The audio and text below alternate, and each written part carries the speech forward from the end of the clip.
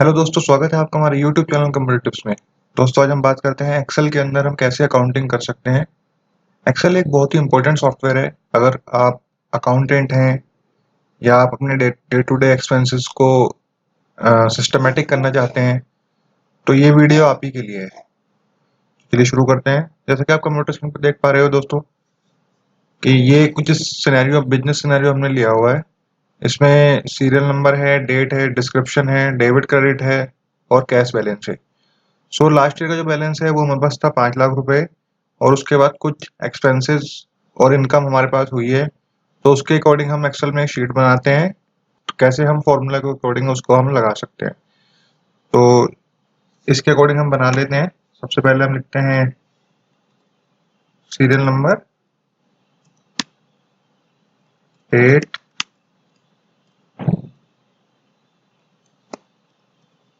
Description, debit, credit और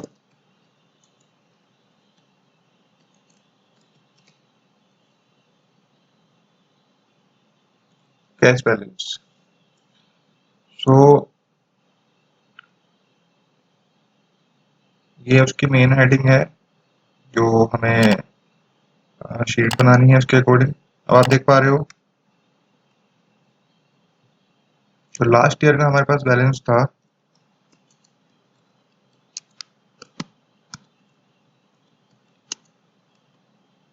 वो था 5 लाख रुपीज।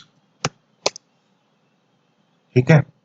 अब हमें क्या चाहिए कि हम ये चाहते हैं कि यहाँ पे जो सीरियल नंबर हमारे पास हो वो 1 2 3 तब आए लिखा हुआ जब हम कुछ भी वैल्यू या कुछ भी डेटा डिस्क्रिप्शन वाले कॉलम में एंटर करें।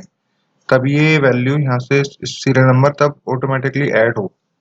तो हम उसके लिए एक फॉर्मूला लगाएंगे। यहाँ पे सबसे पहले फॉर्मूला लगाएंगे इफ कंडीशन का। तो शुरू करते हैं is equal to if. If के बाद हम चाहते हैं डिस्क्रिप्शन वाले सेल्स को। तो इस वाले सेल में जब भी कोई एंट्री हो, यानी कि ये सेल जब तक ब्लैंक हो तब तक तो कुछ ना हो, और जैसे ही ये ब्लैंक ना हो तब क्या हो जाए, तब काउंटिंग शुरू हो जाए। काउंट ए। क्या काउंटिंग शुरू हो जाए, फिर से यही सेल, इस वाले सेल की काउंटिंग हो और हम इसको हम कर देंगे फ्रीज। क्यों करेंगे? क्योंकि हमने कॉलम पे इस फॉर्मूला को लगाना है। फिर हम ब्रैकेट क्लोज करेंगे, फिर कोमा लगाएंगे, और अगर जो ये वैल्यू फॉल्स हो जाए तो ब्लैंक हो जाए। ब्रैकेट क्लोज और एंटर। तो दोस्तों ये हमने क्या किया कि जैसे ही यहाँ पे हमारे पास हम कुछ भी वैल्यू लिखेंगे तो ये अपने आप से कुछ भी यहाँ पे दिखा देगा। देखो, अब मैं इसको ब्लैंक छोड़ देता हूँ और यहाँ लिख देता हूँ तो ये दिखा दिया, तो ये दिखा दिया। तो हमने क्या किया है कि जो भी डिस्क्रिप्शन में हम कुछ वैल्यू लिखेंगे उसके हिसाब से यहाँ पे ये एंट्री कर देगा। तो हम शुरू कर लेते हैं, इस डेटा को यहाँ से चेक कर लेते हैं, बना लेते हैं। 1 तारीख 1/4/2021 को हमारे पास क्या हुआ है, ऑफिस रेंट हमने पेड किया है। तो ये सीरियल नंबर 1 पे आ गया। कितने रुपए? 2,10,000। फिर हमने 2 तारीख को क्या किया है,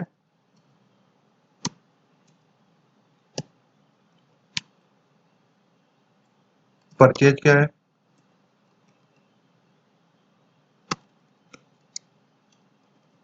परचेज ऑफिस आइटम।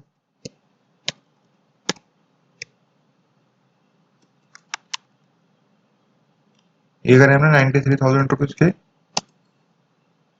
फिर 3 तारीख को हमने क्या किया है,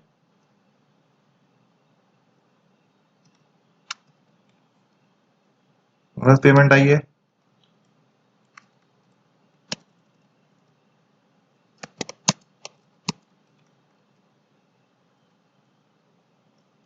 payment received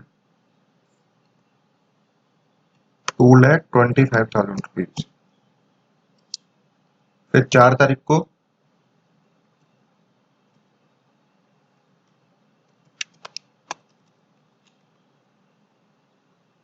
sanitary office expenses हो गए। Sanitary office expenses, office expenses कितने रुपए के हुए हैं? 10,000 रुपए के। फिर 5 तारीख को हमने क्या किया है? सैलरी, स्टाफ को सैलरी पे की है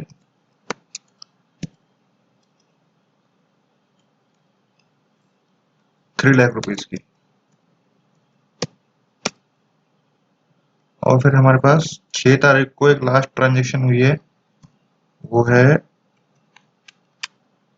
पेमेंट रिसीव, कितने रुपए की? 1 लाख रुपए की। तो ये हमारे पास टोटल ट्रांजेक्शन हुई हैं। अब हम इसको थोड़ा सा कस्टमाइज कर लेते हैं, थोड़ा सा फॉर्मेट कर लेते हैं। फॉर्मेट करने के लिए मैंने जहां से भी सेलेक्ट किया उसके बाद सिर्फ बॉर्डर लगा दिया और एक आउटर बॉर्डर लगा देता हूँ, ये इस तरीके से। और इसको सेलेक्ट करके मैं बोल्ड कर लेता हूँ और साथ ही इसका कलर चेंज कर देता हूँ। That's it। अब मेरे को क्या चाहिए कि मैं यहाँ से जो भी अकाउंटिंग करता रहूँ वो उसमें प्लस या माइनस इस सेल में अपने आप से होती रहे। तो उसके लिए मैं फॉर्मूला लगाऊंगा। क्या करूंगा? सबसे पहले इज इक्वल टू डेबिट वाले लास्ट बैलेंस को यहाँ से पहले हम लिंक कर लेते हैं, तो ये लिंक हो गया। अब सबसे पहले 1 तारीख वाले ट्रांजेक्शन वाले, जो ट्रांजेक्शन वाली जो हमने खर्चा किया है, ऑफिस रेंट पेड किया है, ये ऑटोमेटिकली यहाँ घट के आए। फिर उस जो अमाउंट घटे वो इसमें से ये घट, जो अमाउंट बचे इसमें से ये घट जाए, फिर जो अमाउंट बचे उसमें ये जुड़ जाए। इस तरीके से हम एक फॉर्मूला लगा लेते हैं। किस तरीके से, क्या फॉर्मूला लगेगा यहाँ पे? तो हमारे पास फॉर्मूला लगेगा इफ कंडीशन का, is equal to if bracket शुरू फिर एंड क्योंकि दो यहाँ पे लॉजिक हैं। अगर जो ये कंडीशन यहाँ पे कुछ इसको वैल्यू मिलती है, is equal to,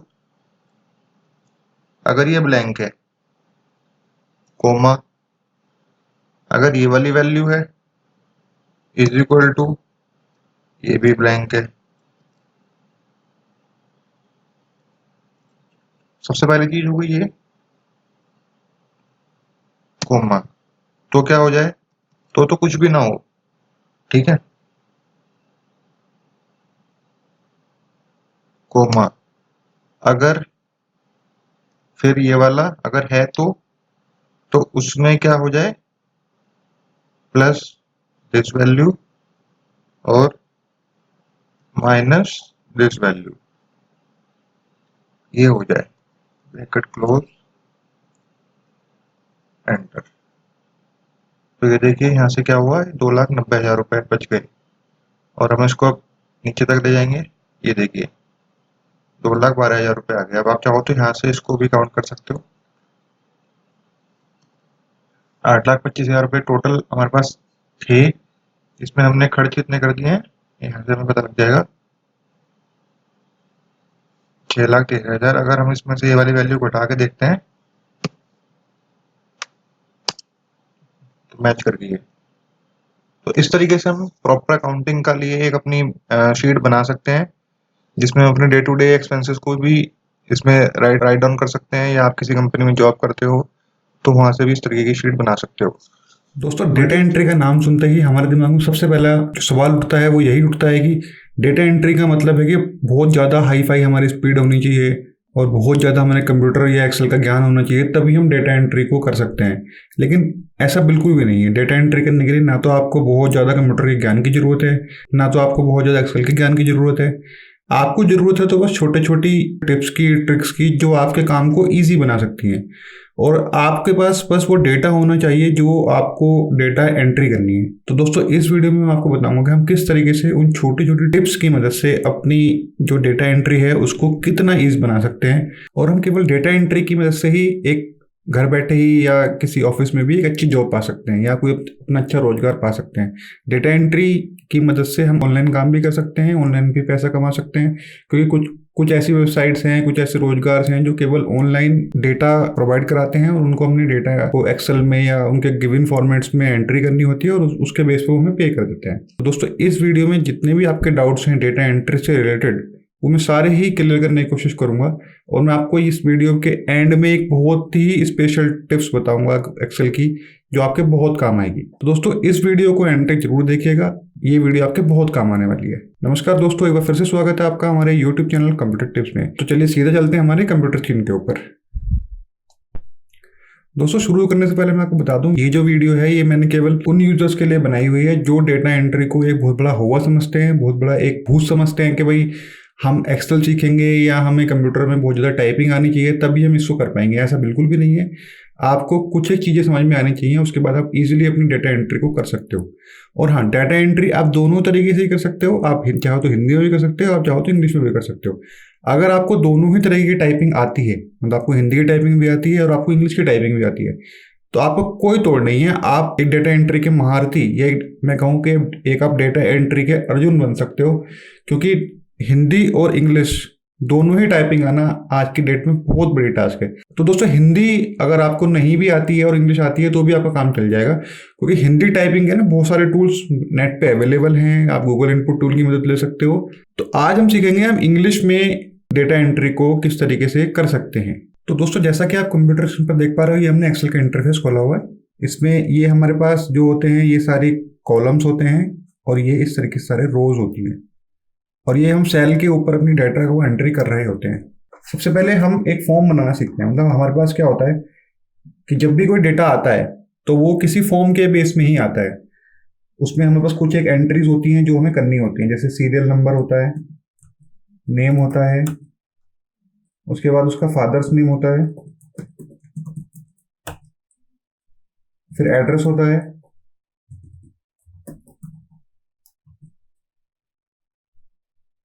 pin code होता है और मोबाइल नंबर। इस तरीके से कुछ एक फॉर्म्स की डिटेल होती हैं जो हमें डेटा एंट्री की मदद से इसमें इनपुट करनी होती है। मतलब ये डेटा आपको कहीं ना कहीं आपके पास होगा। आपको ये नहीं सोचना कि ये वाला डेटा हमारे पास कहाँ से आएगा। मतलब जो सीरियल नंबर 1 है, नेम क्या है, फादर नेम क्या है, उसका एड्रेस क्या है, ये आपके पास डेटा आपको मिलेगा। ये किसी कंपनी से मिले, किसी फॉर्म के अंदर हो, कहीं से भी हो, लेकिन ये आपको डेटा मिलेगा। जब भी आपको डेटा एंट्री कर रहे होंगे तो ये डेटा आपके पास जरूर होगा।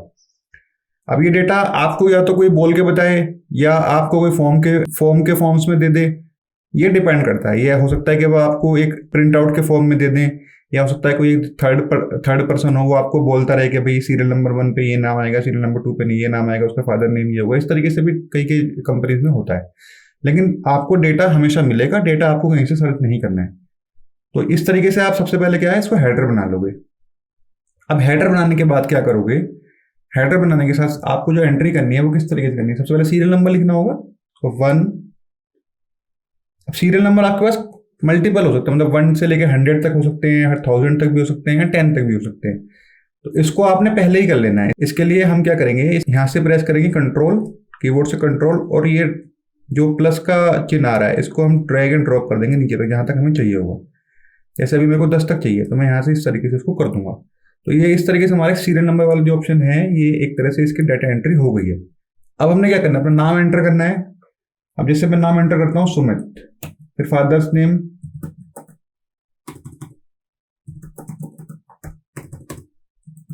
ललित त्यागी, फिर address Delhi, pin code, suppose ये मेरा पिन कोड है, मोबाइल नंबर, ये मैंने एक मोबाइल नंबर डाल दिया है। तो इस तरीके से आपको फिर एंट्री करनी होती है। लेकिन ये तो एक बेसिक तरीका हुआ कि जिस तरीके से हम एंट्री कर सकते हैं। इसमें क्या है, हमारे पास काफ़ी टाइम भी वेस्ट हो रहा है। हो सकता है हमारे पास ये गलती हो जाएगी, जो नेम है उसकी जगह हमने गलती से फादर नेम डाल दिया, एड्रेस है उसकी जगह गलती से हमने पिन कोड डाल दिया। तो ये गलती होने के चांसेस इसमें रहते हैं। इसको हम रिजोल्व करने के लिए क्या करेंगे, इसको हम एक फॉर्म में क्रिएट कर लेंगे। हम क्या करेंगे, हेडर हमारे पास ऑलरेडी है, हम क्या करेंगे, हम यहाँ से जाएंगे फाइल वाले ऑप्शन पे, यहाँ से ऑप्शन वाले ऑप्शन में जाएंगे, फिर हम जाएंगे क्विक एक्सेस टूल बार में, और यहाँ से हम फॉर्म को सर्च करेंगे, फॉर्म को। तो इस तरीके से हमें जो है फॉर्म यहाँ नीचे मिल जाएगा। इसको हमने ऐड कर देना है, और ऐड करने के बाद यहाँ से हम इसको ओके कर देंगे। जैसे हम इसको ओके करेंगे, हमारे पास क्विक एक्सेस टूल बार में यहाँ से हमारा फॉर्म वाला जो ऑप्शन है वो ऐड होके यहाँ पे हमें डिस्प्ले हो जाएगा। अब हमें क्या करना है, जिस भी डेटा मतलब जो भी हमारा हेडर था उसमें कहीं पे भी हम क्लिक करेंगे और इस वाले ऑप्शन पे हमें क्लिक कर देना है। हमने यहाँ से ओके कर देना है। जैसे आप ओके करोगे तो जो जो फील्ड हमने हेडर में बनाई हुई थी वो सारी फील्ड्स हमारे पास एक फॉर्म के तौर पे इस तरीके से आ जाएंगी। या फिर हम जस्ट कीबोर्ड से भी एक शॉर्टकट की प्रेस कर सकते हैं, Alt D O। जैसे आप Alt D O प्रेस करोगे यही फॉर्म आपके पास डिस्प्ले होगा। अब हमें क्या करना है, मतलब जो भी डिटेल है वो यहाँ पे इजीली बननी है। कैसे बननी है? सीरियल नंबर 1 नेम,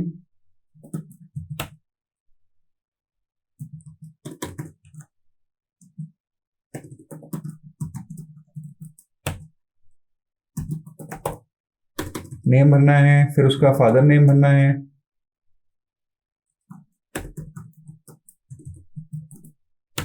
फिर उसका एड्रेस भरना है, फिर पिन कोड भरना है, फिर मोबाइल नंबर डालना है, और हमें जस्ट कीबोर्ड से एंटर प्रेस कर देना है। जैसे ही आप एंटर प्रेस करोगे तो ये क्या होगा कि ये डिटेल आपके पास इस तरीके से सीरियल वाइज यहाँ डिस्प्ले होनी शुरू हो जाएगी।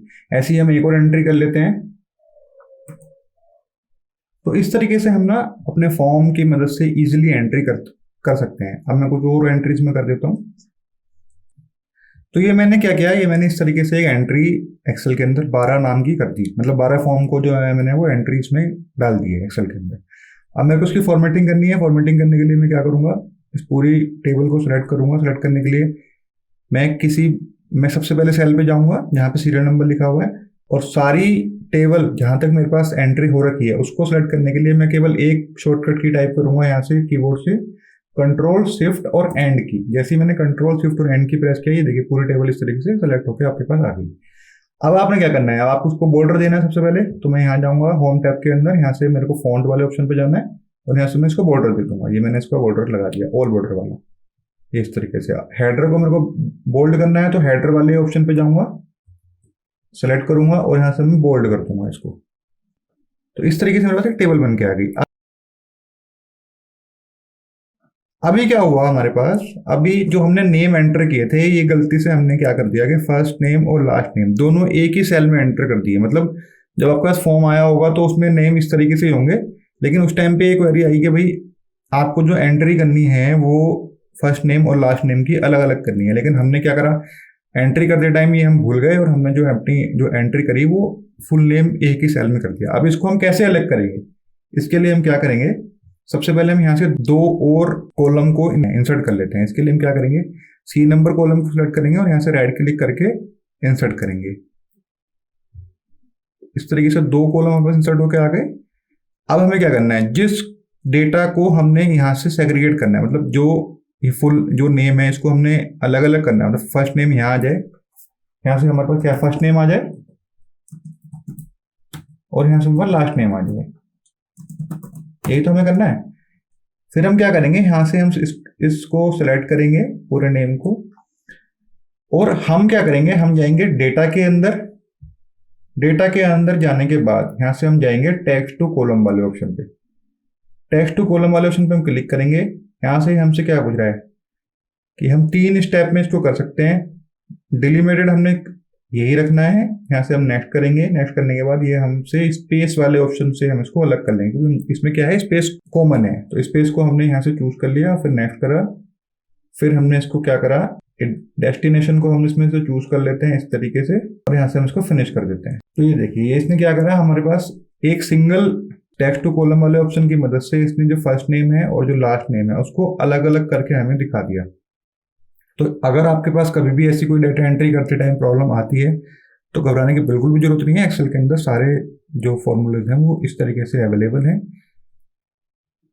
इस तरीके से आप अपने फर्स्ट और लास्ट नेम को यहाँ से सेग्रीगेट कर सकते हो। इसी केस में अगर हमारे पास क्या हुआ, अब जो हमने यहाँ से इस तरीके से serial number, name, first name, last name जो हेडर बनाए थे, हॉरिजेंटली क्या हुआ है, मतलब आपके जो सीरियल नंबर, नेम है वो इस तरीके से रो में आ रहे हैं, ये मेरे को कॉलम में चाहिए। तो अब आप क्या करोगे, या तो अब इसको दोबारा से टाइप करोगे, या इसके लिए एक ऑप्शन एक्सेल के अंदर ट्रांसपोज का, ट्रांसपोज कैसे काम करता है उसके लिए भी समझते हैं। इसको आपने सबसे पहले पूरे टेबल को कॉपी कर लेना है कंट्रोल C की मदद से, और जहां से इसको पेस्ट करना है उस सेल में क्लिक कर देना है, और यहाँ से आपने राइट क्लिक करना है और यहाँ से पेस्ट स्पेशल वाले ऑप्शन पे जाना है, यहाँ से पेस्ट स्पेशल वाले पे, या आप कीबोर्ड से प्रेस करो कंट्रोल ऑल्ट V। जैसे आप कंट्रोल ऑल्ट V प्रेस करोगे, ये आपके पास क्या होगा, ये आपके पास यहाँ से ऑप्शन पेस्ट स्पेशल वाली विंडो खुल के आ जाएगी। अब आपने क्या करना है, यहाँ से ट्रांसपोज वाले ऑप्शन पे क्लिक करना है इस तरीके से, और जस्ट ओके कर देना है। जैसे ही आप ओके करोगे तो ये देखिए क्या हुआ, ये डेटा आपके पास first name, serial number, first name, name, ये इस तरीके से डेटा पूरा कन्वर्ट हो गया, मतलब पूरी टेबल ही कन्वर्ट हो गया आपके पास इस तरीके से आ गई। ये देखिए, मतलब जो हमारे पास हॉरिजेंटल फॉर्मेट में आ रही थी अब वो वर्टिकल फॉर्मेट में इस तरीके से हमारे पास आने लग गई है। तो इस तरीके से हम ट्रांसपोज फीचर की मदद से इजीली अपने डेटा को वर्टिकली टू हॉरिजेंटली और हॉरिजेंटली टू वर्टिकली कन्वर्ट कर सकते हैं। ऐसे ही दोस्तों इसमें आप फिल्टर भी लगा सकते हो। फिल्टर लगाने के लिए आप, जैसे आपको ये चाहिए कि भाई मेरे पास जो राहुल का डेटा है वो कितना है, मतलब उसको केवल राहुल राहुल का डेटा मेरे को सर्च करना हो या इसमें से निकाल के देना हो, तो आप कैसे करोगे? या तो आप यहाँ से इसको इस तरीके से कॉपी करोगे और फिर कहीं पे जाके पेस्ट करोगे, या हम क्या कर लेते हैं, हम इसको इसमें हम क्या करते हैं, इसमें फिल्टर लगा लेते हैं। फिल्टर लगाने के लिए आपके पास कई तरीके एक्सेल के अंदर मौजूद होते हैं। आप जिस भी रो में आपको फिल्टर लगाना है, बस उस सेल पे क्लिक करोगे, होम टैब के अंदर जाओगे, यहाँ से एडिटिंग के अंदर यहाँ से आप फिल्टर लगा सकते हो, या डेटा टैब के अंदर जाओगे, यहाँ से भी फिल्टर मौजूद होता है, यहाँ से भी आप फिल्टर लगा सकते हो। या फिल्टर लगाने के लिए एक शॉर्टकट की भी होती है, Alt A T। आप कीबोर्ड से Alt A T प्रेस करोगे तो भी आपका फिल्टर इस तरीके से लग जाएगा। फिल्टर क्या होता है? ये फिल्टर इस तरीके से, जब जिस भी सेल में आप फिल्टर लगाओगे, जिस भी रो में आप फिल्टर लगाओगे, ये आपके पास, या जिस भी कॉलम में आप फिल्टर लगाओगे, ये इस तरीके से ड्रॉप डाउन मेन्यू हर एक सेल में आपको दिखा देगा। ये देखिए, ये ड्रॉप डाउन मेन्यू बन के आ गई, ये ड्रॉप डाउन मेन्यू बन के आ गई। मतलब जो भी डेटा आपके पास होगा वो इस ड्रॉप डाउन मेन्यू में कन्वर्ट होकर आपको शो हो जाएगा। अब जैसे मेरे को केवल राहुल कुमार का डेटा यहाँ से निकालना हो, तो मैं यहाँ क्या करूंगा, ड्रॉप डाउन मेन्यू में जाऊंगा और यहाँ से राहुल कुमार को ही टिक करूंगा, राम कुमार को हटा दूंगा, राहुल कुमार को टिक करके ओके कर दूंगा। तो क्या होगा, मेरे पास केवल राहुल कुमार का डेटा जो है वो शो होना शुरू हो जाएगा। अब मैं इसको कॉपी करूंगा और जहां चाहूंगा वहां से इसको पेस्ट कर सकता हूँ, तो जहां भी जाऊंगा वहां पे उसको लेके चला जाऊंगा। तो ये इजिली क्या हुआ कि मेरे पास जो डेटा है वो शॉर्ट होके आ गया, फिल्टर होके आ गया इस तरीके से। तो फिल्टर का बहुत यूज है। फिल्टर हम कहाँ कहाँ यूज कर सकते हैं, ये मैंने कई जगह अपनी वीडियोस में बताया हुआ, आप चाहो तो डिस्क्रिप्शन बॉक्स में वीडियो के लिंक से वहां जाके भी चेक कर सकते हो। ऐसे ही दोस्तों, जब हम कभी कभी क्या होता है कि हम जैसे ज़्यादा डेटा एंट्री कर रहे होते हैं, तो कभी कभी ये होता है कि हमारे पास जो डेटा है वो डुप्लीकेट हो जाता है। मतलब कोई आपने गलती से एंट्री 2 बार कर दी, या फ़ोन नंबर गलती से 2 बार टाइप कर दिया, तो उस केस में एरर के चांसेस बढ़ जाते हैं। हम रिमूव डुप्लीकेट एक्सेल में एक सिंगल क्लिक की मदद से कर सकते हैं। वो कैसे करेंगे वो समझते हैं। सबसे पहले हम जिस टेबल पे हमने रिमूव डुप्लीकेट्स को करना है उस टेबल को हम सिलेक्ट करेंगे। अगेन कंट्रोल शिफ्ट और एंड की मदद से सिलेक्ट हो गई। यहाँ से फिर हमने क्या करना है, डेटा टाइप के अंदर जाना है, रिमूव डुप्लीकेट वाले ऑप्शन पे क्लिक कर देना है। या हम क्या करेंगे, Alt AM कीबोर्ड से प्रेस करेंगे, Alt AM। जैसे आप Alt AM कीबोर्ड से प्रेस करोगे तो ये इस तरीके से रिमूव डुप्लीकेट वाला जो डायलॉग बॉक्स है ये आपके पास ओपन होके आ जाएगा। अब आपने क्या करना है, सबसे पहले आपने इसमें सीरियल नंबर वाले कॉलम को अनटिक कर देना है। क्यों कर देना है? क्योंकि सीरियल नंबर हमेशा हमें चाहिए होते हैं। मतलब आपको क्या करना है कि इसमें से नेम वाला जो कॉलम है ये हटाना है। अगर हम सीरियल नंबर वाले को भी नहीं हटाएंगे तो ये उसको एज ए डेटा काउंट करेगा और ये फिर हमारे पास डुप्लीकेट वैल्यू को शो नहीं करेगा। तो हमने सीरियल नंबर को हटाना है, क्योंकि सीरियल नंबर में कभी भी कोई डुप्लीकेट हो ही नहीं सकता। हमने इसको डायनेमिकली बनाया हुआ है तो ये कभी भी कोई डुप्लीकेट नहीं होगा। तो सबसे पहले हम क्या करेंगे, सीरियल नंबर वाले फॉर्मेट को हटाएंगे। अब जिस भी डेटा में से हमने डुप्लीकेट निकालना है केवल उसको टिक करेंगे। जैसे मुझे चाहिए केवल नेम के अंदर, तो मैं नेम वाले ऑप्शन पे क्लिक करके रखूंगा, बाकी सारे डेटा को हटा दूंगा यहाँ से, और मैं इसको कर दूंगा ओके। 10 डुप्लीकेट वैल्यूज इसने रिमूव कर दूं और 2 यूनिक वैल्यूज रिमेन, जो 2 यूनिक थी वो उसने यहाँ से शो करके आपको दिखा दी। तो इस तरीके से आप एक सिंगल क्लिक की मदद से अपने डेटा को इजिली रिमूव डुप्लीकेट्स कर सकते हो। साथ ही साथ दोस्तों आप क्या कर सकते हो, आपके पास एक और क्वेरी आ गई, जो आपका ऑपरेटर था उसने ये क्वेरी वो दे दी आपको कि जो एम्प्लॉइज के नेम लिखे हुए हैं, जो नेम लिखे हुए हैं, इनको आपने ब्रांच भी एलोकेट करनी है कि भाई ये किस किस ब्रांच में दिल्ली के अंदर काम कर रहे हैं। तो ये अभी तो हमारे पास 12 का ही डेटा है, ये हो सकता है डेटा बढ़ भी जाए। तो इसके लिए हम क्या करेंगे, आप सपोज मेरे पास दिल्ली के अंदर ये जो ब्रांच है वो ये है, मतलब मैं चाहता हूँ तो जो टोटल ब्रांचेस दिल्ली के अंदर हैं वो हमारे पास 3 ब्रांचेस हैं।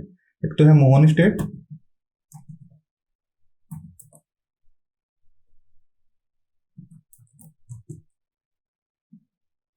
एक है करोल बाग,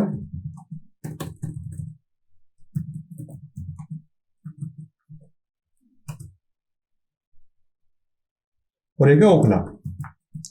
ये 3 ब्रांचेस हमारे पास हैं जो हमने इनको एलोकेट करनी है, और हमें क्या करना है, एक और हमें जो हेडर है वो बनाना है ब्रांच के नाम से। ठीक है, और ये डेटा हमने यहाँ चाहिए, तो हम क्या करेंगे, या तो हम राहुल कुमार को पहले सर्च करेंगे, उसका हम यहाँ से टाइप करेंगे ओखला सपोज है इनका, राम कुमार का क्या है, करोल बाग है।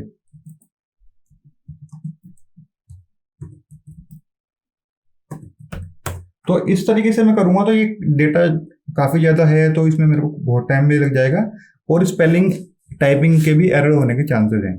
इससे बचने के लिए हम क्या करेंगे, हम इस डेटा को एक ड्रॉप डाउन मेन्यू में कन्वर्ट कर लेंगे। वो कैसे करते हैं, जहां पे भी हमें ये डेटा चाहिए और जहां जहां भी वो मेन्यू हमें लगानी है, सबसे पहले हम उस रेंज को सिलेक्ट कर लेंगे इस तरीके से, और हम कीबोर्ड से प्रेस क्या करेंगे, कीबोर्ड से हम प्रेस करेंगे Alt A V V, या हम डेटा टैब के अंदर जाएंगे और यहाँ से हम जाएंगे डेटा वैलिडेशन, और यहाँ से डेटा वैलिडेशन पे क्लिक करेंगे। तो आप दोनों तरीके से कर सकते हो, keyboard Alt A V V press कर सकते हो, या रिबन टैब के अंदर डेटा टैब में जाओगे, यहाँ से डेटा वैलिडेशन और डेटा वैलिडेशन पे क्लिक करोगे।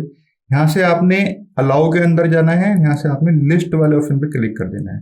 जैसे आप लिस्ट वाले ऑप्शन पे क्लिक कर दोगे, यहाँ से सोर्स फाइल के अंदर आप या तो यहाँ से टाइप कर सकते हो मोहन स्टेट, करोल बाग और ओखला, कोमा सेपरेटेड, मतलब एक नाम लिखोगे उसके बाद कोमा लगाओगे, या आप बस यहाँ से इसको सेलेक्ट कर लो इस तरीके से। तो ये सेलेक्ट हो गया, और इसको ओके कर दो। जैसे आपने ओके करा तो ये क्या हुआ हमारे पास, देखिए यहाँ से एक ड्रॉप डाउन मेन्यू बन के आ गई। अब हमें क्या करना है, अब यहाँ से इसको बस ड्रॉप डाउन मेन्यू जैसे आप क्लिक करोगे, तीनों ब्रांचेस यहाँ हमारे पास आ रही हैं, हम इसको यहाँ से इस तरीके से ड्रॉप करते रहेंगे। ये देखिए, तो ये एक तरीका है हमें अपनी स्पेलिंग एरर्स को बचाने का और अपने काम को और इजीली करने का। तो इस तरीके से हम ड्रॉप डाउन मेन्यू की मदद से डेटा एंट्री इजीली कर सकते हैं।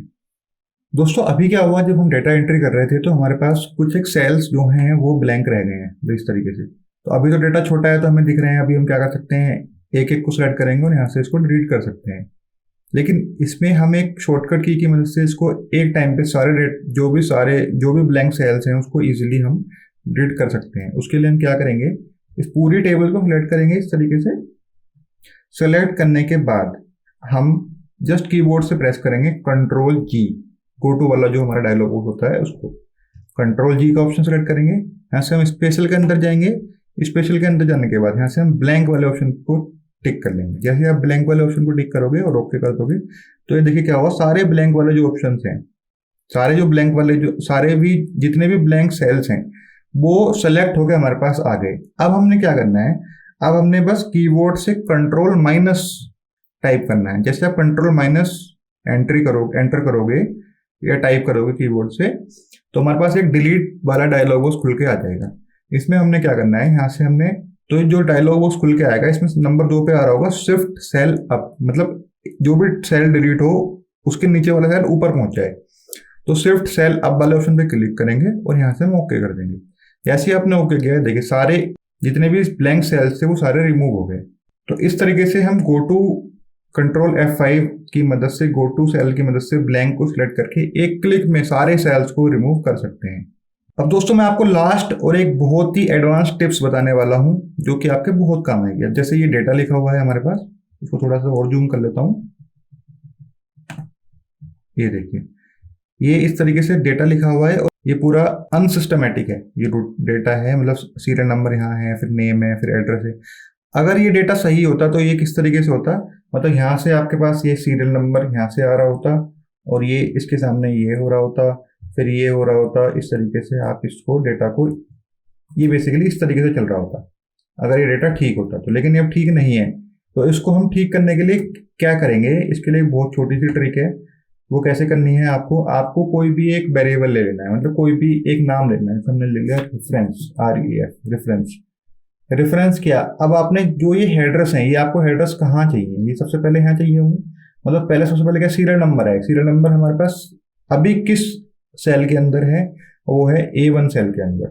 तो हम क्या करेंगे, A1 टाइप करेंगे और इसकी कहाँ तक है, A5 तक है। तो हम क्या करेंगे, इसको ड्रॉप कर देंगे A5 तक। ठीक है, इसके बाद हम क्या करेंगे, इसके बाद हम नीचे जाएंगे और यहाँ से जो हमारे पास डेटा यहाँ आना चाहिए, इसके नीचे आना चाहिए, वो क्या है, वो A6 में लिखा हुआ है। तो हम यहां से क्या करेंगे, इसको A6 कर देंगे। ये हमने A6 करा और यहां तक हम लेके चले गए जहां तक भी ये डेटा आएगा, मतलब यहां तक A10 तक, यहां तक।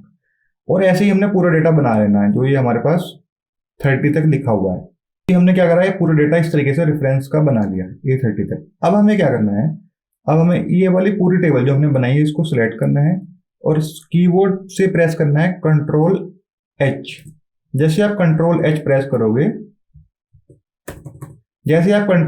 करोगे, आपके पास फाइंड एंड रिप्लेस वाली विंडो जो है वो ओपन होकर आ जाएगी। अब आपने क्या करना है, फाइंड व्हाट, आपने क्या फाइंड करना है इसके अंदर, आपने फाइंड करना है REF रेफरेंस, जो हमने वेरिएबल दिया था। और उसको रिप्लेस किससे करना है, रिप्लेस करना है is equal to this cell, मतलब जहां भी ये मिले बाय डिफॉल्ट ये सेल्स को रिप्लेस कर दें। और फिर हमने क्या करना है, रिप्लेस ऑल कर देंगे। जैसे आप रिप्लेस ऑल करोगे तो ये देखिए मैजिक आपके सामने आ गया है, ये पूरा डेटा सिस्टमेटिक तरीके से आपके पास एक टेबल में कन्वर्ट होके आ गया है। अब आप इसको जहां चाहो वहां कॉपी कर सकते हो। साथ ही साथ इस डेटा में अगर कुछ चेंजेस भी हैं, जैसे मैं यहाँ से इस डेटा को, फोन नंबर गलती से गलत हो गया था, इसको मैं चेंज कर देता हूँ और फिर एंट्री करता हूँ, तो ये डेटा यहाँ भी इफेक्ट करेगा, मतलब ये डेटा यहाँ भी ठीक हो जाएगा अपने आप। तो इस तरीके से भी आप अपने डेटा को चेंज कर सकते हो। तो दोस्तों डेटा एंट्री से घबराने की बिल्कुल भी जरूरत नहीं है। डेटा एंट्री से आप बल्कि एक अच्छी अर्निंग कर सकते हो, अपने परिवार को चला सकते हो। डेटा एंट्री आपको जरूर करनी चाहिए और मैं उम्मीद करता हूँ कि ये इस वीडियो के माध्यम से आपकी डेटा एंट्री से रिलेटेड काफ़ी जो प्रॉब्लम्स हैं वो सॉल्व हो गई होंगी। अगर अभी भी आपका कोई डाउट है या कोई प्रॉब्लम आपको डेटा एंट्री करने के टाइम पे आती है तो आप मेरे को कमेंट के माध्यम से पूछ सकते हो। दोस्तों अगर आपको वीडियो अच्छी लगी तो वीडियो को लाइक करें, चैनल को सब्सक्राइब करें और बेल आइकन को प्रेस करना बिल्कुल ना भूलें ताकि मेरी वीडियो की लेटेस्ट अपडेट आप तक सबसे पहले पहुंच पाए। Thank you, thanks for watching.